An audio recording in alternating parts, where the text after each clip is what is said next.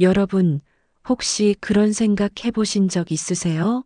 수십 년을 한 이불 덮고 산 부부인데 저 사람 속을 내가 다 알까? 정말 단 하나의 비밀도 없이 나는 저 사람의 모든 것을 알고 있을까? 글쎄요. 저는 안다고 생각했어요. 적어도 그날 새로운 운전기사가 우리 집에 오기 전까지는 말이에요. 제 이름은 이순분, 나이는 72입니다. 제 나이 또래들이 다 그렇듯 저 역시 평생을 남편 하나 바라보고 살았어요. 가난한 집안의 막내 아들로 태어나서 맨주먹으로 지금의 회사를 일군 사람. 밖에서는 호랑이보다 무섭고 집에서는 말수조차 없는 전형적인 경상도 사나이. 그래도 자식들한테는 누구보다 든든한 아버지였고 저한테는 평생 든든한 울타리였죠. 남편이 피땀 흘려 번 돈, 저는 허투루 쓰는 법 없이 살림을 불리고 자식들을 키워냈어요. 강남에 번듯한 집 한 채, 이제는 훌쩍 커버린 자식들 모두 결혼시켜 내보냈고, 손주들 재롱 보는 재미로 사는 어찌 보면 참 복받은 인생이었죠. 남들이 보면 뭘 더 바라겠냐고 하겠지만 사람 사는 게 어디 그런가요? 텅 빈 집에서 남편과 단둘이 앉아 저녁을 먹을 때면 가끔은 섬처럼 느껴질 때가 있었어요. 서로 가장 가까이 있는데도 가장 멀리 있는 섬 말이에요. 사건은 아주 사소한 일에서 시작됐어요. 10년 넘게 남편의 차를 운전해준 최 기사님이 있었어요. 참 성실하고 묵묵한 사람이었는데 작년부터 허리가 말썽이더니 결국 일을 그만두게 됐죠. 남편은 사람을 쉽게 들이는 성격이 아니라서 한동안 직접 운전을 하고 다녔어요. 하지만 이른이 훌쩍 넘은 나이에 매일 아침 저녁으로 운전대를 잡는 게 영 불안하더라고요. 제가 몇 번을 성화했죠. 여보, 사람 하나 구합시다. 이러다 큰일 나요. 남편은 괜찮다, 괜찮다, 손사래를 치더니 결국 제 등살에 못 이겨 비서실에 사람을 알아보라고 한 모양이에요. 그렇게 새로운 사람이 바로 김민준, 김 기사였어요. 나이는 39, 키가 훤칠하고 인상이 참 선한 젊은이였죠. 무엇보다 과묵해서 좋았어요. 우리 영감 성격의 말 많은 사람은 딱 질색이거든요. 첫날 제가 일부러 차고까지 나가서 얼굴을 봤어요. 김 기사님, 우리 회장님 성격이 좀 불같아도 속은 깊은 분이니 너무 겁먹지 말아요. 잘 부탁해요. 제가 다과라도 챙겨주려고 하니 김 기사가 허리를 굽히며 말하더군요. 사모님, 괜찮습니다.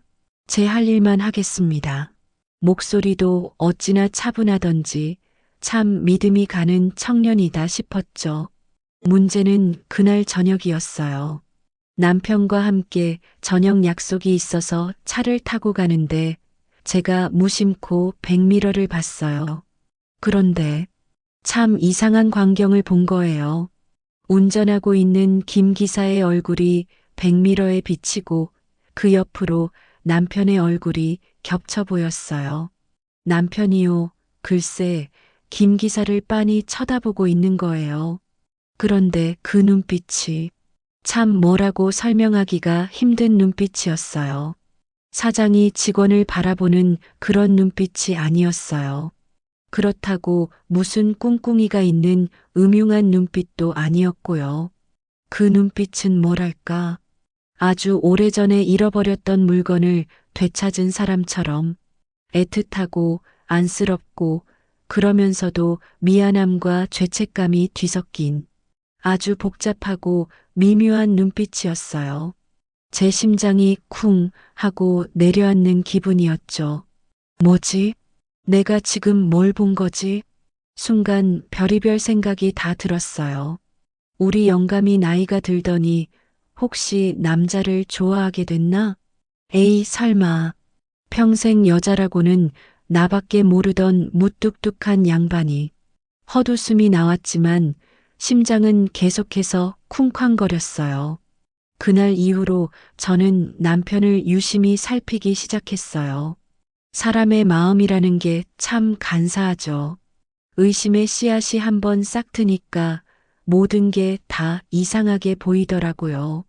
남편은 출근할 때마다 늘 신문을 봤는데 언제부턴가 신문은 뒷전이고 백미러만 뚫어져라 쳐다보고 있었어요. 김 기사, 고향이 어디라고 했나? 아버지는 뭐 하시고?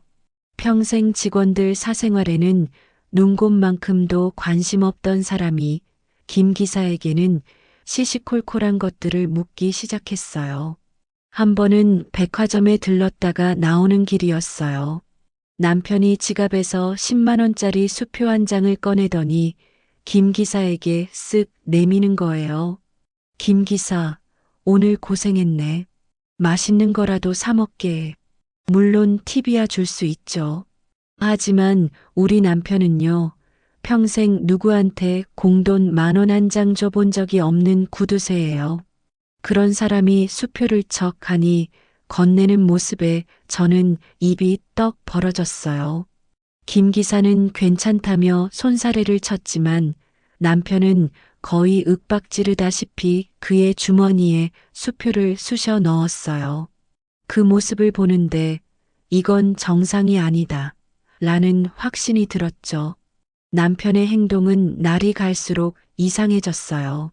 김 기사가 감기 기운이 있는지 캑캑거리자 다음날 비서를 시켜서 홍삼 진액 세트를 사다 주질 않나. 김 기사 사는 동네 근처에 맛있는 추어탕 집이 있다며 굳이 그 먼 길을 돌아서 퇴근을 하기도 했어요. 이건 단순한 관심이 아니었어요. 마치 아주 귀한 아들, 그것도 평생 속 썩이다가 겨우 정신 차린 늦둥이 아들을 대하는 아버지의 모습 같았달까요?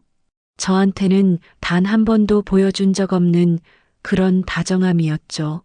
가슴 한구석이 시큰거리고 배신감에 밤잠을 설치는 날이 늘어갔어요. 하지만 누구에게도 말할 수 없었어요. 친구들한테 말했다가는 주책이다.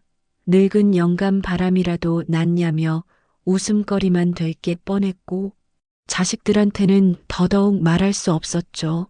평생 존경해온 아버지가 젊은 남자 기사에게 이상한 감정을 품고 있다는 걸 어떻게 설명하겠어요. 저는 혼자 끙끙 앓기 시작했어요. 거울을 보면 어느새 머리는 희끗희끗하고 눈가에는 자글자글한 주름이 내려앉은 늙은 할머니 한 명이 서 있었어요. 내가 모르는 남편의 모습이 있다는 걸 결혼한 지 45년이 지나서야 알게 된 거예요. 대체 뭘까? 저 둘 사이에 대체 무슨 일이 있는 걸까? 남편은 왜 김 기사를 그런 눈으로 바라보는 걸까? 꼬리에 꼬리를 무는 의심이 제 머릿속을 헤집어 놓았죠. 그러던 어느 주말이었어요. 남편의 조카가 결혼을 한다고 해서 아침부터 서둘러 예식장으로 향했죠. 물론 그날도 김 기사가 운전을 했어요. 예식장에 도착했는데 남편이 당연하다는 듯이 말하는 거예요. 김 기사, 차만 세워두고 같이 올라가세. 밥은 먹고 일해야지. 저는 제 귀를 의심했어요. 지금까지 어떤 기사한테도 집안 경조사에 얼굴을 비추라고 한 적이 없는 사람이었어요.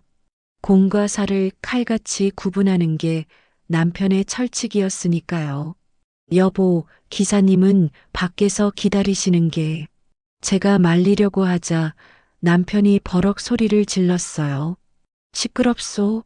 내 사람 내가 챙기겠다는데 당신이 왜 참견이야. 그 순간 예식장 로비에 있던 모든 사람들이 저희를 쳐다봤어요. 저는 너무 창피해서 얼굴이 화끈거렸죠. 결국 김 기사는 어쩔 수 없이 저희를 따라 식장 안으로 들어왔어요. 친척들이 누구냐고 묻자 남편은 아주 자랑스럽고 당당한 목소리로 말했어요. 아, 이 사람? 아주 귀한 사람이야. 내가 요즘 제일 아끼는 사람. 그 말을 하는데 김 기사의 얼굴을 바라보는 남편의 눈에서 정말이지 꿀이 뚝뚝 떨어지는 것 같았어요. 순간 온몸에 소름이 돋았죠. 이건 사랑이었어요. 제가 평생 남편에게서 단 한 번도 받아보지 못했던 그런 종류의 맹목적이고 뜨거운 감정. 그걸 지금 제 남편이 젊은 남자 운전기사에게 보내고 있었던 거예요. 그날 저는 결혼식 뷔페 음식이 코로 들어가는지 입으로 들어가는지도 모르게 꾸역꾸역 음식을 삼켰어요. 머릿속은 터질 것처럼 복잡했고 심장은 주체할 수 없이 뛰었어요. 집으로 돌아오는 차 안. 저는 아무 말도 하지 않았어요. 남편도 마찬가지였죠. 차 안에는 무거운 침묵만이 감돌았어요. 그 침묵 속에서 저는 결심했어요. 더 이상 이렇게 바보처럼 앉아서 당하고만 있을 수는 없다. 내 남편을 저렇게 만든 이유가 뭔지, 김민준이라는 저 젊은 남자의 정체가 뭔지, 내 손으로 직접 밝혀내고야 말겠다고. 평생을 순종적인 아내로, 현명한 어머니로 살아온 제 인생에 처음으로 누군가를 향한 칼을 품게 된 순간이었죠. 집에 도착하고 남편이 서재로 들어간 뒤 저는 조용히 제 방으로 들어와 문을 잠갔어요. 그리고 오랫동안 연락하지 않았던 조금은 껄끄러운 인연에게 전화를 걸었죠. 뚜루루루, 뚜루루루. 긴 신호음 끝에 무뚝뚝한 남자의 목소리가 들려왔어요. 네, 말씀하세요. 저는 떨리는 목소리를 가다듬고 아주 조심스럽게 입을 열었어요. 저 사람 하나만 알아봐 주셨으면 해서요. 그날 밤 저는 한숨도 자지 못했어요. 창밖은 칠흑같이 어두웠고 제 마음은 그보다 더 깊은 어둠 속으로 가라앉고 있었죠. 평생을 믿어 의심치 않았던 내 남편, 내 인생의 울타리, 그 견고했던 성에 아주 작은 균열이 생기기 시작한 밤이었습니다. 전화기 너머로 들려오는 남자의 목소리는 10년 전이나 지금이나 똑같았어요. 감정이라고는 한 톨도 섞이지 않은 메마르고 기계적인 목소리. 한때는 제 남동생의 가장 친한 친구였고 지금은 법의 경계선 언저리에서 흥신소를 운영하는 남자. 오정식? 우리는 그를 그냥 오 실장이라고 불렀죠. 동생이 사업에 실패해서 세상과 등을 졌을 때 장례식장에 와서 묵묵히 자리를 지켜줬던 유일한 친구였어요. 그때 제가 고맙다고 인사를 건네자 그는 그저 고개를 한번 까딱하고는 말없이 봉투 하나를 내밀었죠. 두툼한 현금이 들어 있었어요. 받을 수 없다며 돌려주려는 제게 그가 말했죠. 재수 씨, 이건 제가 아니고 형님이 주는 마지막 선물입니다. 살아생전에 혹시 자기가 잘못되면 누님한테 꼭 전해주라고 신신당부를 했습니다. 그 말을 듣는데 어찌나 눈물이 나던지요. 그 뒤로 명절 때마다 작은 선물이라도 보내며 인연을 이어왔지만 이런 일로 연락하게 될 줄은 꿈에도 몰랐어요. 제가 떨리는 목소리로 사람을 하나 찾고 싶다고 하자 오 실장은 잠시 말이 없었어요. 전화기 너머로 그가 담배에 불을 붙이는 소리가 들리는 듯 했죠. 한참 만에 그가 물었어요. 누굽니까? 회장님 관련입니까? 저는 차마 남편이 젊은 남자와 눈이 맞은 것 같다는 말은 할 수 없어서 둘러댈 수밖에 없었어요. 아니요, 그건 아니고 새로 사업을 좀 해볼까 하는데 같이 동업하자는 사람이 있어서요. 믿을 만한 사람인지 미리 알아보고 싶어서요. 거짓말이었죠. 평생 살림만 하던 제가 무슨 사업이겠어요. 하지만 지금은 그게 최선이었어요. 제 목소리가 미세하게 떨렸던 모양이에요. 오 실장이 피식하고 웃는 소리가 들렸어요. 사업이요. 좋으시겠네. 그래서 그 동업자 양반 이름이 뭡니까? 김민준. 나이는 39이에요. 제가 아는 건 이게 다예요. 전화기 너머의 침묵이 길어졌어요. 제 거짓말이 어설펐나 싶어서 심장이 조마조마했죠. 알겠습니다. 내일 오후 2시에 인사동 찻집 국화향기 아시죠? 거기 맨 안쪽 자리로 오세요.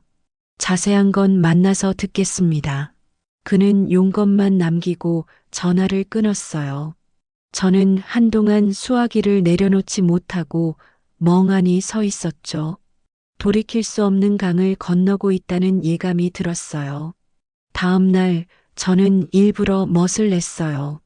가장 아끼는 비단 한복을 꺼내 입고 장롱 깊숙이 넣어뒀던 비취 가락지도 끼웠죠. 늙고 초라한 모습으로 그를 만나고 싶지 않았어요. 이건 제 인생이 걸린 전쟁이고 저는 이 전쟁의 사령관이니까요. 약속 장소인 국화향기는 낡고 허름한 찻집이었어요. 나무 문을 열고 들어서자 퀴퀴한 곰팡이 냄새와 진한 대추차 향기가 코를 찔렀죠. 오 실장은 약속대로 가장 안쪽 구석 자리에 앉아 있었어요. 10년 전보다 머리가 희끗희끗해지고 얼굴에는 고단한 세월의 흔적이 깊게 패여 있었지만 사람을 꿰뚫어 보는 듯한 날카로운 눈빛만은 그대로였어요. 제가 맞은편에 앉자 그는 찻잔을 제 쪽으로 밀어주며 말했어요. 오랜만입니다, 재수 씨. 아니, 이제는 사모님이라고 불러야 하나. 고우신 건 여전하시네요. 빈정거리는 말투였지만 이상하게 기분이 나쁘지 않았어요. 그는 원래 그런 사람이니까. 고마워요. 오 실장님도 건강해 보이시네요. 저희는 형식적인 안부를 주고받았어요. 하지만 저희 둘 다 알고 있었죠. 이 자리가 단순히 안부를 묻기 위한 자리가 아니라는 걸요. 본론으로 들어갑시다. 김민준. 그 사람에 대해 아는 걸 전부 말씀해 주셔야 일이 빠릅니다. 저는 미리 준비해간 김 기사의 사진을 꺼내 테이블 위로 밀었어요. 남편 차를 닦고 있는 그의 옆모습을 몰래 찍은 사진이었죠. 이름 김민준, 나이 39. 현재 저희 남편 운전기사로 일하고 있어요. 그가 왜 필요한 겁니까? 사업 파트너가 운전기사라.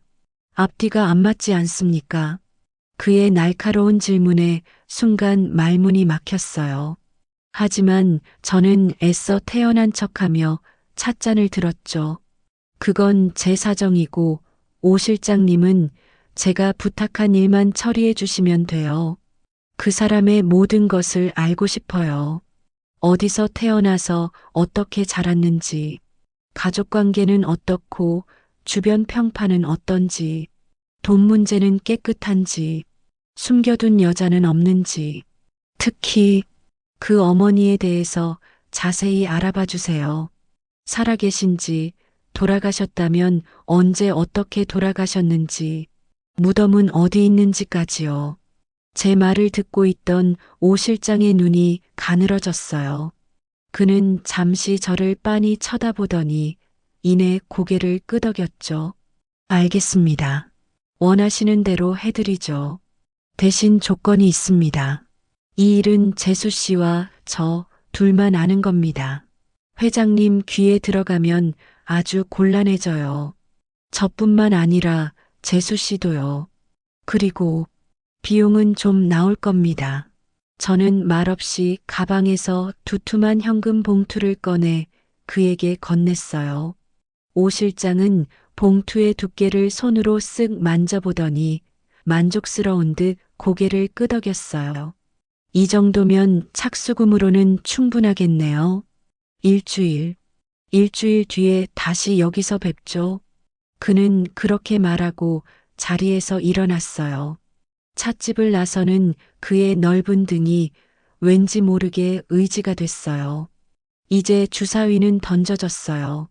집으로 돌아오는 길, 저는 아무 생각도 할 수 없었어요. 그저 빨리 일주일이라는 시간이 지나가기만을 바랄 뿐이었죠. 그날부터 제게 집은 전쟁터나 다름없었어요. 남편 앞에서 저는 완벽한 아내를 연기해야 했죠. 남편이 좋아하는 갈비찜을 하고 넥타이를 골라주며 아무것도 모른다는 듯이 웃었어요. 하지만 제 모든 신경은 남편과 김 기사 두 사람에게 쏠려 있었어요.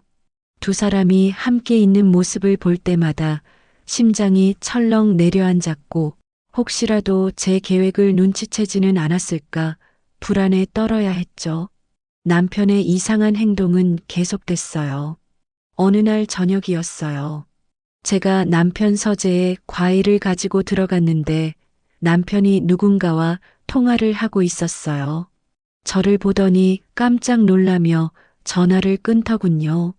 누구랑 통화했어요? 아무것도 아니요. 회사 일이요. 남편은 제 눈을 피하며 퉁명스럽게 대답했어요. 하지만 저는 봤어요. 그의 휴대폰 통화 목록에 찍힌 김민준이라는 세 글자를요. 도대체 운전기사랑 밤늦게 무슨 통화를 그렇게 비밀스럽게 하는 걸까요? 심장이 발끝까지 떨어지는 기분이었어요. 주말에는 남편과 함께 정원을 가꾸는 척하며 김 기사에게 접근하기도 했어요.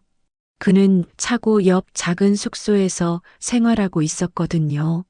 김 기사, 잠깐 이리 좀 와봐요. 이 화분 좀 옮겨줘요. 그는 말없이 다가와 무거운 화분을 번쩍 들어 옮겨주었어요.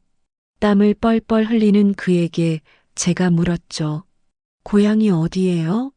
부모님은 다 거기 계시고? 그는 수건으로 땀을 닦으며 짧게 대답했어요. 강원도입니다. 부모님은 다 돌아가셨습니다. 그의 대답은 지극히 사무적이었어요. 어떤 감정도 어떤 빈틈도 보이지 않았죠. 오히려 너무나 평범하고 정상적이어서 더 의심스러웠어요. 저 순진해 보이는 얼굴 뒤에 대체 어떤 비밀을 숨기고 있는 걸까? 피가 마르는 일주일이 흘렀어요.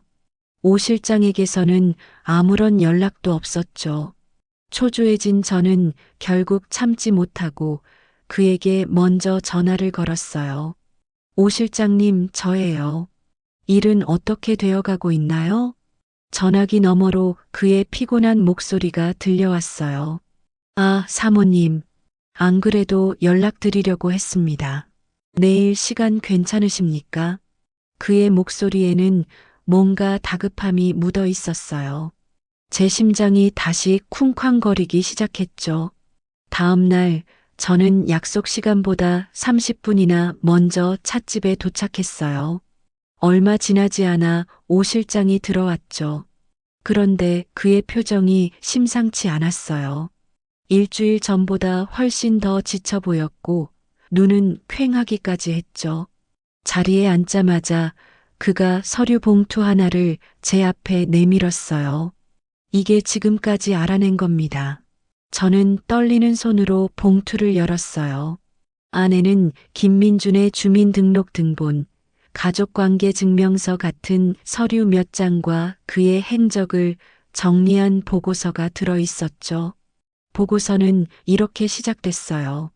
대상자 김민준, 39, 강원도 태백 출생, 태백에서 초중고 졸업, 군 제대 후 서울로 상경하여 각종 아르바이트와 비정규직을 전전함, 전과 기록 없음, 신용상태 양호, 주변인 평판은 조용하고 성실하다는 평이 대부분임. 거기까지는 별다른 내용이 없었어요. 제가 고개를 갸웃거리자 오 실장이 입을 열었죠. 문제는 그 다음입니다. 가족관계, 특히 어머니 쪽입니다. 그의 말에 저는 침을 꿀꺽 삼켰어요. 보고서 다음 장을 넘겼죠. 거기에는 김민준의 어머니, 최은심이라는 이름이 적혀 있었어요. 그리고 그 옆에는 4년 전 지병으로 사망이라고 쓰여 있었죠. 제가 최은심이라는 이름을 되뇌자 오 실장이 말했어요. 여기까진 평범합니다. 그런데 이상한 건 이 최은심이라는 여자의 과거 기록이 거의 없다는 겁니다. 고향이 태백이라는 것 외에는 아무것도 없어요. 마치 유령처럼요. 그래서 저희 직원을 태백으로 급파해서 수소문을 좀 해봤습니다. 그런데 더 이상한 일을 겪었습니다. 오 실장은 담배를 하나 꺼내 물었어요. 그의 손이 미세하게 떨리고 있었죠. 마을 이장부터 시작해서 동네 어르신들을 만나 최은심이라는 사람에 대해 물었는데 처음에는 다들 잘 안다고 참 착하고 불쌍한 여자였다고 말을 술술 하더랍니다.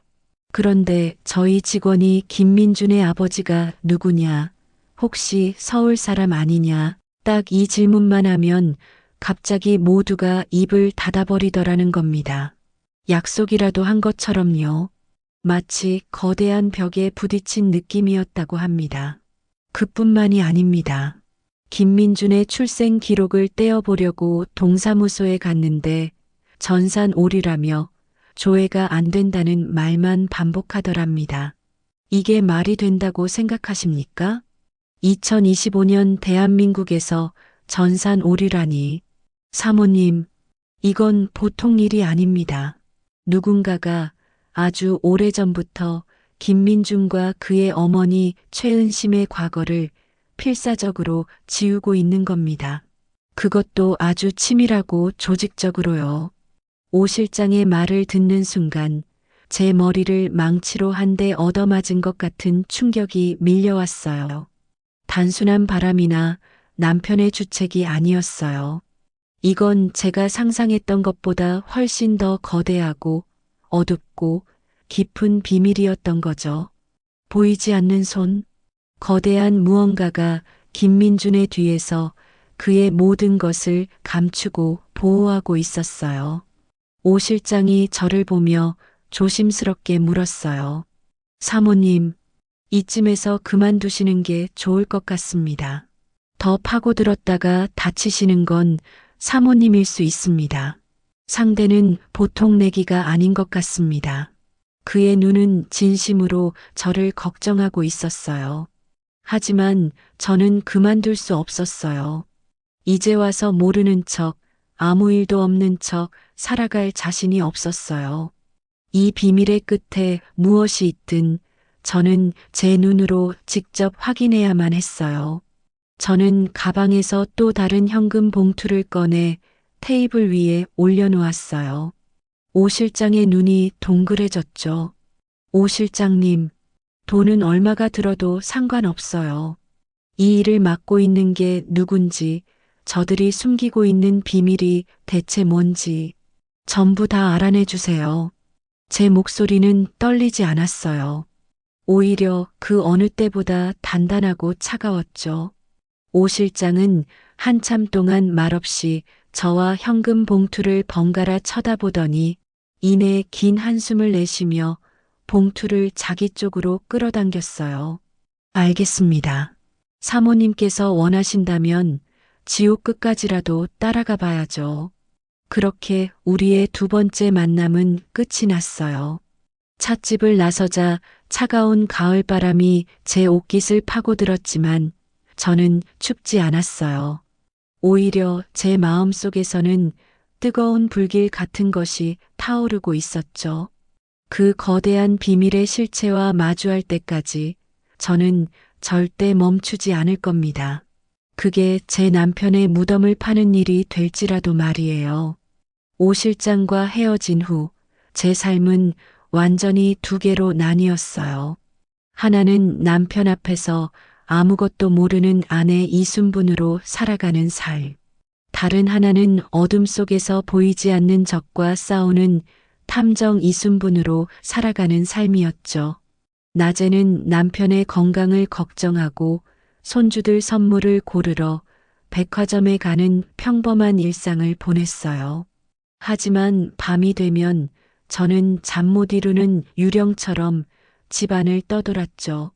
남편이 잠든 것을 확인하고 나면 저는 서재로 들어가 아주 오래된 앨범들을 꺼내보곤 했어요. 결혼 초의 앨범부터 아이들이 태어나고 자라는 과정이 담긴 수십 권의 앨범.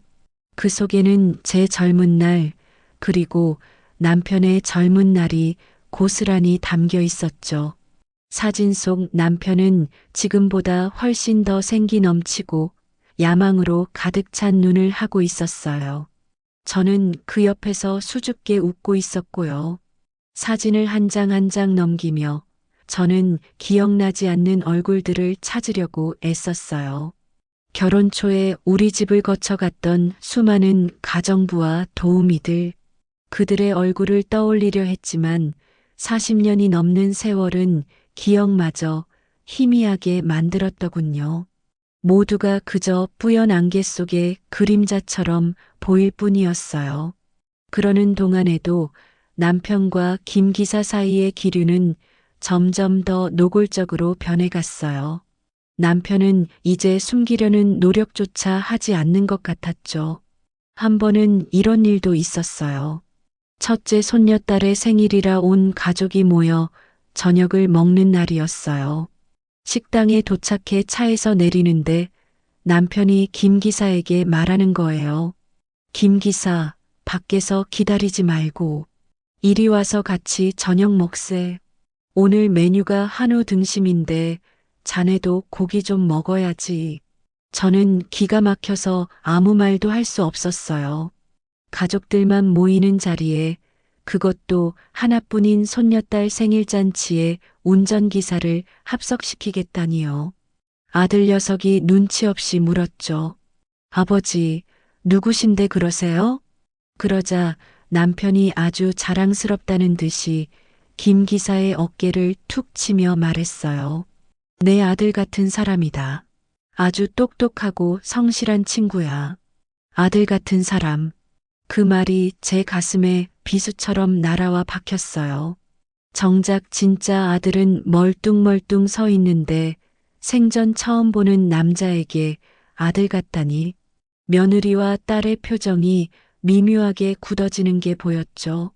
다행히 김 기사가 눈치가 있었어요. 회장님, 저는 정말 괜찮습니다. 밖에서 편하게 있겠습니다. 그는 몇 번이고 허리를 숙여 사양하고는 주차장 쪽으로 사라졌어요. 남편은 못내 아쉬운 듯 입맛을 쩝쩝 다셨죠. 그날 밤 저는 남편에게 처음으로 따지듯 물었어요. 여보, 오늘 정말 왜 그러셨어요? 아무리 김 기사가 좋아도 그렇지 어떻게 가족 모임에. 제 말이 채 끝나기도 전에 남편이 불같이 화를 냈어요. 당신은 인정도 눈물도 없는 사람이요. 고생하는 아랫사람 밥 한 끼 먹이는 게 그렇게 안 입고 왔소? 내 사람 내가 챙기는데 당신이 보탤 거 있냐? 이 말이요. 남편은 그렇게 소리를 지르고는 서재로 들어가 버렸어요. 저는 텅 빈 거실에 혼자 남아 한참을 서 있었죠. 서러움에 눈물이 핑 돌았어요. 45년을 함께 살았는데 저는 여전히 남편에게 당신이었고 고용한 지 몇 달 안 된 운전기사는 내 사람이 되어 있었던 거죠. 대체 어디서부터 잘못된 걸까요? 저는 정말이지 미쳐버릴 것만 같았어요. 며칠이 더 흐르고 오 실장에게서 드디어 전화가 걸려왔어요. 그의 목소리는 평소보다 훨씬 더 잠겨 있었고 숨이 가빠 보였어요. 사모님, 지금 어디십니까? 중요하게 드릴 말씀이 있습니다. 무슨 일인데요? 전화로는 안 됩니다. 제가 지금 태백에서 막 올라가는 길입니다. 오늘 밤 11시까지 댁 근처 공원 앞으로 나오실 수 있겠습니까? 이건 직접 눈으로 보고 말씀드려야 할 것 같습니다. 그의 다급한 목소리에 제 심장도 덩달아 빠르게 뛰기 시작했어요. 알았어요. 그 시간에 맞춰 나갈게요. 전화를 끊고 나니 손바닥이 온통 땀으로 축축했어요. 밤 10시가 되자 저는 자는 척 소파에 누워 있었어요. 남편은 서재에서 나올 생각을 안 했죠. 10시 50분. 저는 조심스럽게 현관으로 향했어요. 혹시라도 남편이 나올까봐 숨소리조차 내지 않았죠. 어디 가시오? 하고 물으면 뭐라고 대답해야 하나. 친구가 상을 당했다는 거짓말이라도 해야 하나. 수만 가지 생각이 머릿속을 스쳐 지나갔어요. 다행히 남편은 아무런 기척이 없었어요. 저는 가을밤의 찬 공기 속으로 조용히 몸을 숨겼죠. 약속 장소인 공원 앞에는 낯선 검은색 승용차 한 대가 비상등을 켠 채 서 있었어요. 제가 다가가자 차 문이 열렸고 오 실장이 고갯짓을 했죠. 저는 누가 볼세라 재빨리 차에 올라탔어요. 차 안은 담배 연기로 자욱했어요. 오 실장의 얼굴은 며칠 사이에 10년은 더 늙어 보였죠. 무슨 일이에요? 왜 이렇게 땀을 흘려요? 그가 마른 침을 한번 삼키고는 입을 열었어요. 사모님, 태백에서 사람들을 만나봤지만 전부 다 입을 닫아서 허탕만 쳤습니다. 그래서 작전을 바꿨습니다. 최은심이라는 이름을 버리고 40여 년 전에 이 동네에서 서울 박 사장과 인연이 있던 여자를 찾는다고 미끼를 던졌습니다. 밤마다 동네 술집을 돌면서 돈을 좀 풀었죠. 그랬더니 사흘 만에 입질이 오더군요. 작은 슈퍼를 하는 노인인데 자기가 어릴 때 그 여자를 똑똑히 기억한다는 겁니다. 오 실장은 잠시 말을 끊고 제 눈치를 살폈어요. 그 노인 말이 그 여자가 동네 식당에서 일하던 아가씨였는데 얼굴이 반반해서 인기가 많았답니다. 그러던 어느 날 갑자기 서울로 돈 벌러 간다고 떠났는데 1년쯤 뒤에 만삭의 몸이 되어서 돌아왔다는 겁니다. 애 아버지가 누구냐고 사람들이 물어도 절대 입을 열지 않았고요. 다만 동네 사람들은 모두 짐작하고 있었답니다. 그 여자가 서울 가기 직전에 동네에 잠시 머물렀던 서울의 젊은 사업가와 유독 가깝게 지냈다는 거리요. 거기까지 듣는 순간 저는 숨을 쉴 수가 없었어요. 온몸의 피가 차갑게 식는 기분이었죠. 설마 했지만 그 서울의 젊은 사업가가 누구인지는 불을 보듯 뻔했으니까요. 하지만 그건 시작에 불과했어요. 오 실장이 품 안에서 작은 봉투 하나를 꺼내 제게 건넸죠. 이게 결정적인 겁니다. 최은심에게는 아주 먼 친척뻘 되는 할머니가 한 분 살아계셨는데 얼마 전에 돌아가셨답니다. 그 할머니 유품을 정리하던 손녀를 어제 겨우 만났습니다. 최은심이 죽기 전에 자기 물건들을 그 할머니 댁 창고에 맡겨놨던 모양입니다. 상자 안에 든 낡은 앨범에서 이걸 발견했습니다. 저는 떨리는 손으로 봉투를 열었어요. 안에는 손바닥만 한 낡은 흑백 사진 한 장이 들어 있었죠. 사진은 빛이 바래고 귀퉁이가 달아 있었어요. 아마도 어떤 야유회에서 찍은 단체 사진인 것 같았어요. 여러 명의 남녀가 활짝 웃고 있었죠. 저는 눈을 가늘게 뜨고 사진 속 얼굴들을 하나하나 뜯어봤어요. 그리고 사진의 맨 왼쪽 구석에서 저는 그 얼굴을 발견하고야 말았어요. 앳되고 촌스러운 단발머리를 한 젊은 여자. 수줍은 듯 고개를 살짝 숙이고 있지만 입가에는 해맑은 미소를 머금고 있는 여자. 그 얼굴을 보는 순간 제 머릿속에서 쨍그랑하고 무언가 깨지는 소리가 났어요. 기억의 수문이 터져버린 것처럼 45년 전의 풍경이 눈앞에 폭포수처럼 쏟아져 내렸어요. 맞아. 이 얼굴. 내가 이 얼굴을 알아. 최은심이 아니었어요. 적어도 그때 그 여자의 이름은 최은심이 아니었어요. 우리는 그냥 순덕이라고 불렀죠. 성은 기억나지 않아요. 다들 그냥 순덕아, 순덕아 하고 불렀으니까요. 제가 갓 시집 왔을 때였어요. 시어머니께서 강원도 고향 마을에서 아는 사람 딸이라며 집안일을 도울 아이로 데려온 아이였죠. 나이는 18, 19쯤 되었을까요?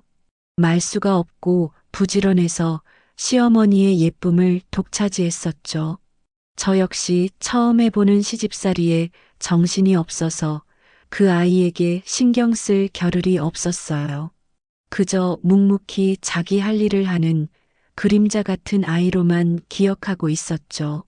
그런데 지금 생각해보니 이상한 점이 한두 가지가 아니었어요. 유독 남편이 그 아이에게 친절했어요. 가부장적이고 무뚝뚝한 사람이 순덕아, 힘들지 않으냐, 순덕아, 밥은 먹었느냐 하고 다정하게 말을 건네곤 했죠. 저는 그때 그저 남편이 아랫사람을 아끼는 마음이라고만 생각했어요. 어리석게도 말이에요. 순덕이는 우리 집에 온 지 반년쯤 되었을 때 갑자기 고향에 계신 어머니가 위독하시다며 급하게 떠났어요. 그때 시어머니께서 두둑하게 봉투를 챙겨주셨던 기억이 나요. 그 뒤로 그 아이는 2번 다시 우리 집에 돌아오지 않았죠. 저희도 시어머니도 남편도 아무도 그 아이를 다시 찾지 않았어요. 그렇게 순덕이라는 이름은 제 기억 속에서 완전히 잊혔던 거예요. 그런데 그 아이가, 그 순덕이가 45년이라는 세월을 건너뛰어 최은심이라는 이름으로 그리고 김민준의 어머니라는 이름으로 제 앞에 다시 나타난 겁니다. 저는 사진을 든 채로 온몸을 부들부들 떨었어요. 이가 저절로 딱딱 부딪혔죠. 모든 조각이 하나로 맞춰졌어요. 남편이 김 기사를 바라보던 그 애틋한 눈빛, 아들 같다던 그 한마디, 그리고 김 기사의 얼굴. 자세히 보니 웃을 때 살짝 휘어지는 눈매와 오뚝한 코가 젊은 시절의 남편과 신기할 정도로 닮아 있었어요. 오 실장이 제 어깨를 조심스럽게 흔들었어요. 사모님, 괜찮으십니까? 저는 대답할 수 없었어요. 입술이 떨어지지 않았죠. 배신감보다 더 큰 것은 허무함이었어요. 내 45년 세월은 대체 무엇이었을까?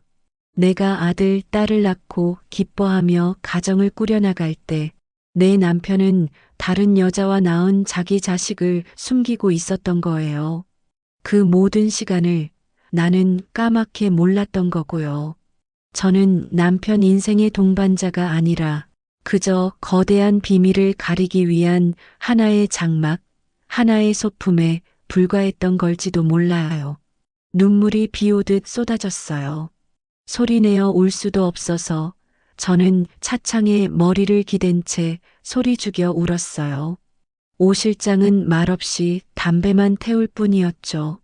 한참을 울고 나니 조금은 정신이 드는 것 같았어요. 눈물로 범벅이 된 얼굴을 들어 오 실장을 봤어요. 그는 여전히 걱정스러운 눈으로 저를 보고 있었죠. 이 사실 남편이 알고 있을까요? 김 기사가 자기 아들이라는 걸. 오 실장은 고개를 저었어요. 그건 알 수 없습니다. 하지만 정황상 알고 있을 가능성이 높겠죠. 그렇지 않고서야 운전기사로 자기 옆에 둘 이유가 없지 않겠습니까? 아마 김민준, 그 친구도 알고 있을 겁니다. 자기 아버지가 누군지. 결국 두 사람이 짜고 제 남편에게 접근했을 수도 있다는 말이에요. 그럴 가능성도 배제할 수는 없습니다. 어머니의 복수를 위해서 혹은 재산을 노리고 사람 속은 알 수 없는 거니까요. 오 실장의 말은 냉정했지만 그게 현실이었어요. 이제 저는 누구도 믿을 수 없었어요. 45년을 함께 산 남편도 선량해 보이기만 하던 젊은 운전기사도 저는 낡은 사진을 봉투에 다시 집어넣었어요. 차가운 분노가 눈물을 밀어내고 제 마음속을 가득 채우기 시작했죠. 이대로 무너질 수는 없었어요. 이대로 모든 것을 빼앗길 수는 없었어요. 제 인생을, 제 가정을, 그리고 제 자존심을 지켜야 했어요. 오 실장님, 한 가지만 더 부탁할게요. 남편의 개인 금고, 그 안에 뭐가 들었는지 알아봐 줄 수 있으세요? 제 말에 오 실장의 얼굴이 굳어졌어요. 사모님, 그건 위험합니다. 선을 넘는 겁니다. 알아요. 하지만 꼭 확인해야 할 게 있어요. 부탁이에요. 제 눈빛이 얼마나 절박해 보였는지 오 실장은 한참을 망설이다가 결국 고개를 끄덕였어요. 알겠습니다. 방법을 찾아보죠. 대신 시간이 좀 걸릴 겁니다. 그리고 이번 일이 끝나면 저는 이 바닥에서 완전히 손을 뗄 겁니다. 그는 그렇게 말하고 제게 차에서 내리라는 눈짓을 했어요. 저는 말없이 차에서 내려 집으로 향했죠. 어두운 밤길을 혼자 걸으며 저는 45년 전의 어린 순덕이를 떠올렸어요. 그 아이는 무슨 생각으로 내 남편의 아이를 가졌을까? 그리고 내 남편은 대체 무슨 마음으로 45년 동안이나 이 모든 것을 완벽하게 숨겨왔을까? 이제 질문은 단 하나만 남았어요. 그래서 이제 나는 어떻게 해야 하는가? 집에 돌아오니 서재의 불이 꺼져 있었어요. 남편이 침실로 들어와 자고 있는 모양이었죠. 저는 조용히 침실 문을 열었어요. 남편은 곤히 잠들어 있었어요. 평생을 봐온 익숙한 얼굴. 하지만 그날 밤 제 옆에 누워 있는 남자는 제가 알던 그 사람이 아니었어요. 그는 제 인생을 통째로 속인 무섭고 낯선 타인이었습니다. 그날 밤 이후 우리 집의 공기는 달라졌어요. 아니, 어쩌면 공기는 그대로인데 그 공기를 들이마시는 제 숨이 달라졌다고 해야 맞을 거예요. 모든 것을 알게 된 자의 숨은 무겁고 차가웠으니까요. 저는 오 실장에게 남편의 금고를 부탁해 놓은 상태였고 그 결과가 나오기 전까지는 섣불리 움직일 수 없었어요. 그래서 저는 기다렸어요. 폭풍이 몰려오기 전에 고요함 속에서 완벽한 아내를 연기하며 칼을 가는 시간을 보냈죠. 아침 식탁은 우리 부부의 위태로운 현재를 보여주는 가장 완벽한 무대였어요. 길고 넓은 8인용 식탁의 양 끝에 우리 두 사람은 섬처럼 앉아 있었죠. 달그락거리는 수저 소리가 거실 전체를 날카롭게 울렸어요. 예전 같으면 제가 먼저 말을 걸었을 거예요. 여보, 간은 좀 맞아요? 국이 식지는 않았고요. 하지만 이제 저는 아무 말도 하지 않았어요. 그저 맞은편에 앉은 남자를, 내 남편이라는 이름의 그 남자를 조용히 관찰할 뿐이었죠. 저 사람이 국을 떠먹는 저 뻔뻔한 입술로 45년 전 어린 순덕이에게 사랑을 속삭였겠지. 신문을 넘기는 저 두꺼운 손으로 그 아이의 가녀린 어깨를 감쌌겠지. 그런 생각을 하다 보면 속에서 뜨거운 것이 울컥 하고 치밀어 오르곤 했어요. 밥알이 모래알처럼 씹혔죠. 며칠이 지나자 무디기 짝이 없는 남편도 집안의 냉랭한 기운을 감지한 모양이었어요. 어느 날 저녁 거실에서 텔레비전을 보고 있는 제게 그가 툭 하고 말을 던졌죠. 요즘 집안이 왜 이리 썰렁해? 당신 무슨 안 좋은 일이라도 있소? 저는 텔레비전에서 눈을 떼지 않은 채 대답했어요. 아니요, 별일 없어요. 그냥 나이가 드니 기운이 없어서요. 제 목소리는 제 생각보다 훨씬 더 차갑게 나갔어요. 남편은 더 이상 아무것도 묻지 않았죠. 그 역시 저와의 대화를 피하고 있다는 걸 느낄 수 있었어요. 우리는 서로의 눈을 마주치지 않았고 필요 최소한의 대화만 나누며 같은 공간에 있는 투명 인간처럼 서로를 대했어요.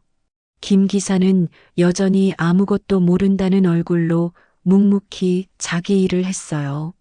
그의 얼굴을 볼 때마다 저는 제 안에서 또 다른 제가 말을 거는 것을 느꼈어요. 내 아비가 누군지 알고 있니? 너는 대체 무슨 생각으로 이 집에 들어온 거니? 내 어미의 복수라도 하러 온 거냐? 하지만 저는 그 모든 질문을 목구멍 안으로 삼켰죠. 아직은 때가 아니었으니까요. 모든 패를 확인하기 전까지는 섣불리 내 패를 보여줄 수 없었어요. 그렇게 숨막히는 시간이 흐르고 마침내 결전의 날이 밝았어요. 토요일 오후였죠. 자식들도 모두 제 집으로 돌아가고 집에는 오직 남편과 저 단둘만 남아 있었어요. 저는 작전 개시를 앞둔 장군처럼 심호흡을 한번 하고 남편의 서재로 향했어요. 남편은 두꺼운 안경을 낀 채 서류를 보고 있었죠. 제가 들어서는 기척에 고개를 든 그가 조금 놀란 듯 물었어요. 무슨 일이요? 저는 대답 대신 등 뒤에 감추고 있던 낡은 흑백 사진 한 장을 꺼내 그의 책상 위에 가만히 내려놓았어요. 오 실장에게 받았던 바로 그 사진이었죠. 제 손끝이 미세하게 떨리고 있었어요. 이 아이, 기억나세요? 제 목소리는 이상할 정도로 침착했어요. 남편은 미간을 찌푸리며 사진을 집어들었어요. 한참을 들여다보던 그가 고개를 갸웃거렸죠. 누구요, 이 사람이? 처음 보는 얼굴인데. 그의 대답을 듣는 순간 저는 온몸의 피가 거꾸로 솟는 것 같았어요. 뻔뻔한 거짓말. 하지만 저는 화를 내지 않았어요. 오히려 입가에 희미한 미소까지 지으며 말했죠. 그럴 리가요. 당신이 무척이나 아꼈던 아이인데. 순덕이요. 45년 전에 우리 집에서 일했던 아이. 시어머님이 강원도에서 데려왔던 그 순덕이 말이에요. 순덕이라는 이름이 제 입에서 나오는 순간 남편의 얼굴이 돌처럼 굳어졌어요. 그의 동공이 아주 미세하게 흔들리는 것을 저는 놓치지 않았죠. 그는 애써 태어난 척하며 사진을 책상 위에 던지듯 내려놓았어요. 무슨 해괴한 소리요. 40년도 더 된 옛날 가정부 이름을 내가 어떻게 일일이 다 기억한단 말이오. 당신 요즘 이상한 것 같더니 기어이 노망이라도 든 거요? 그는 적반하장으로 소리를 지르기 시작했어요. 자신의 비밀이 탄로날 위기에 처한 짐승이 내지르는 위협적인 포효와도 같았죠. 저는 그의 분노 앞에서 한치도 물러서지 않았어요. 오히려 그의 눈을 똑바로 쳐다보며 아주 또박또박 제 마지막 패를 던졌죠. 기억이 안 나세요? 그럼 이건 어떠세요? 그 아이 본명이 최은심이라지요? 그리고 그 아이한테 아들이 하나 있는데 이름이 김민준이라고 하더군요. 아주 공교롭게도 지금 우리 집 운전기사로 일하고 있는 당신이 아들처럼 아낀다는 바로 그 친구요. 제 말이 끝나자 서재 안에는 무거운 정적만이 흘렀어요. 시간이 멈춘 것 같았죠. 남편의 얼굴은 하얗게 질려 있었어요. 그는 마치 유령이라도 본 사람처럼 저를 쳐다보고 있었죠. 그의 입술이 몇 번 달싹거렸지만 아무런 소리도 나오지 않았어요. 그의 무너지는 표정을 보며 저는 45년 묵은 배신감과 서름이 한꺼번에 터져 나오는 것을 느꼈어요. 어떻게 나한테 이럴 수가 있어요?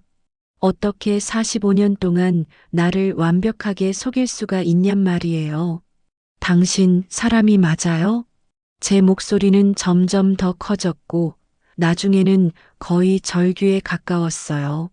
그제야 정신을 차린 남편이 자리에서 벌떡 일어났어요. 그리고는 제 예상을 완전히 뛰어넘는 반응을 보였죠. 그는 제게 용서를 구하거나 변명을 하는 대신 책상 위를 손으로 한번 쓸어버렸어요. 와장창 요란한 소리와 함께 서류와 필기구들이 바닥으로 떨어져 내렸어요. 당신 지금 뭐 하는 짓이야?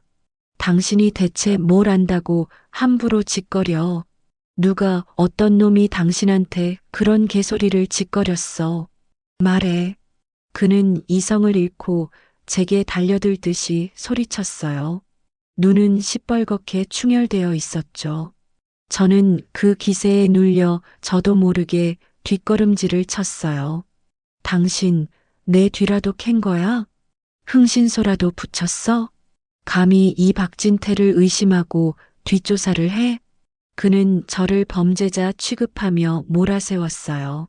자신이 저지른 잘못은 까맣게 잊은 채 오로지 자신의 비밀을 캐낸 저를 비난하고 있었죠.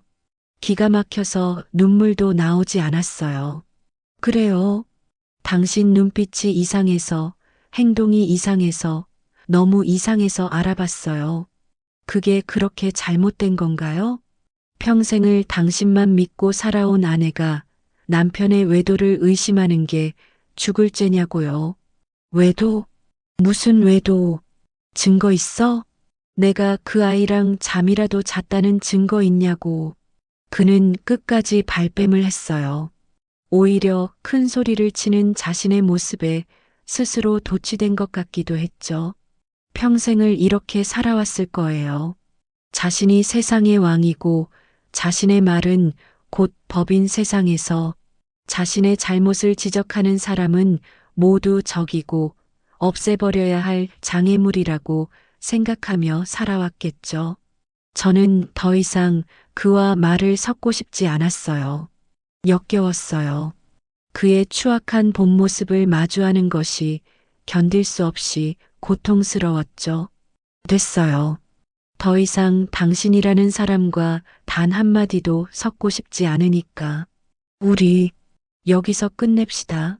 제가 끝이라는 단어를 입에 올리는 순간 남편의 얼굴이 처음으로 두려움에 물드는 것을 봤어요. 그는 잠시 주춤하더니 이내 다시 비웃음을 지어 보였죠. 끝내? 당신이 뭘 어쩔 건데? 이 집에서 나가면 당신 하루라도 살 수 있을 것 같아? 평생 내 돈으로 호의호식해온 주제에 이 집도 당신이 걸친 옷도 당신이 끼고 있는 그 반지도 전부 다 내 돈이야. 잊었어?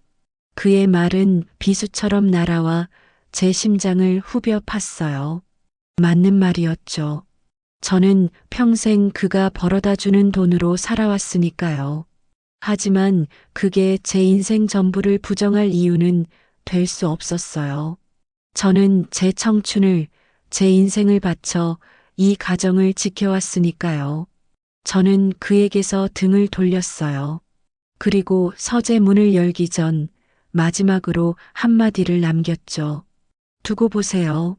당신이 얼마나 오만한 사람이었는지 내가 깨닫게 해줄 테니 당신이 가진 모든 것이 얼마나 허무하게 사라질 수 있는지도. 저는 그렇게 서재를 나왔어요. 온몸에 힘이 쭉 빠져나가는 기분이었죠. 제 방으로 돌아와 침대에 쓰러지듯 누웠어요. 눈을 감았지만 남편의 분노에 찬 얼굴이 사라지지 않았어요. 그날 오후 남편은 차를 몰고 집을 나가버렸어요. 김 기사를 부르지도 않고 직접 운전해서요. 저는 그가 어디로 갔는지, 누구를 만나러 갔는지 묻지 않았어요. 궁금하지도 않았죠. 저는 그저 텅 빈 집에서 깨져버린 제 인생의 조각들을 가만히 내려다볼 뿐이었어요. 밤이 깊었어요. 저는 여전히 잠들지 못하고 침대에 누워 있었죠. 그때 현관문이 열리는 소리가 들렸어요. 남편이 돌아온 모양이었죠. 그의 발소리는 침실이 아닌 다시 서재를 향했어요. 저는 가만히 귀를 기울였어요. 잠시 후 서재 안에서 남편의 잠긴 목소리가 희미하게 들려왔어요.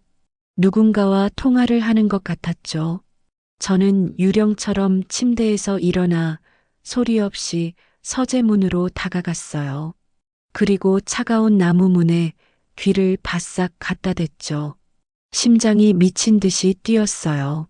남편의 목소리가 전보다 훨씬 더 선명하게 들려왔어요. 그의 목소리는 분노가 아닌 다급함과 불안함으로 가득 차 있었죠. 들켰다. 그래, 그 여자가 다 알아버렸어. 사진까지 들고 와서 나를 추궁하더군. 순덕이, 아니, 최은심이라는 이름까지 전부 다. 남편의 말을 듣는 순간 제 숨이 멎는 것 같았어요. 그는 지금 누군가에게 이 상황을 보고하고 있었어요. 전화기 너머의 상대가 누구인지는 뻔했죠. 남편의 말이 이어졌어요. 아니다. 아니야. 일단은 무조건 아니라고 버텨. 알겠어? 그 여자가 무슨 말을 해도 너는 절대 아니라고 해야 한다. 너는 아무것도 모르는 거야. 그냥 어머니가 운전기사 자리 났다고 해서 지원한 것뿐이라고. 무슨 일이 있어도 그렇게 말해야 돼. 알겠냐고. 남편의 마지막 말은 거의 절규에 가까웠어요. 저는 그 자리에 얼어붙은 채 서 있었어요. 온몸에서 식은땀이 흘렀죠. 이건 남편 혼자만의 비밀이 아니었어요. 아주 오래전부터 남편과 김민준 혹은 그 이상의 누군가가 함께 공모해 온 거대한 사기극이었던 거예요. 저는 조용히 문에서 귀를 떼고 제 방으로 돌아왔어요. 더 이상 두렵지 않았어요. 슬프지도 않았죠. 다만 제 안에서 무언가 아주 차갑고 단단한 것이 만들어지는 것을 느낄 수 있었어요. 이제 이 싸움은 단순히 배신당한 아내의 복수극이 아니에요. 이건 제 인생을 통째로 되찾기 위한 전쟁이었습니다. 남편과의 정면 충돌, 그리고 그의 비밀 통화를 엿들은 그날 밤 이후 우리 집은 고유한 전쟁터가 되었어요. 서로에게 총구를 겨눈 채 누구도 먼저 방아쇠를 당기지 않는 대치 상황이 계속되었죠. 남편은 아무 일도 없었다는 듯이 행동했어요. 아침이면 신문을 읽고 저녁이면 말없이 텔레비전을 봤죠. 하지만 저는 알 수 있었어요. 그의 두꺼운 가면 뒤에 숨겨진 초조함과 불안을요. 그는 이전보다 훨씬 더 자주 서재에 틀어박혀 누군가와 통화를 했고 제가 근처에 가는 기척만 느껴져도 신경질적으로 전화를 끊어버렸죠. 김 기사 역시 마찬가지였어요. 그는 이제 제 눈조차 마주치지 못했어요. 이전에 그 과묵하고 선량해 보이던 청년은 온데간데 없고 죄를 지은 사람 특유의 그늘진 얼굴로 제 주변을 맴돌 뿐이었죠. 두 남자는 한편이 되어 저를 속이고 있었어요. 제가 모든 것을 알고 있다는 사실을 모른 채 어설픈 연극을 계속하고 있었던 거예요. 그 모습을 지켜보는 것은 참으로 고통스러운 일이었지만 한편으로는 제 안의 분노를 더욱 단단하게 만드는 계기가 되기도 했어요. 저는 오 실장의 연락을 기다렸어요. 남편의 서재 깊숙한 곳에 숨겨져 있는 그의 마지막 비밀, 개인 금고, 그 안에 모든 해답이 들어있을 거라는 강한 확신이 들었기 때문이죠. 며칠이 지났을까 모르는 번호로 문자 메시지가 한 통 도착했어요.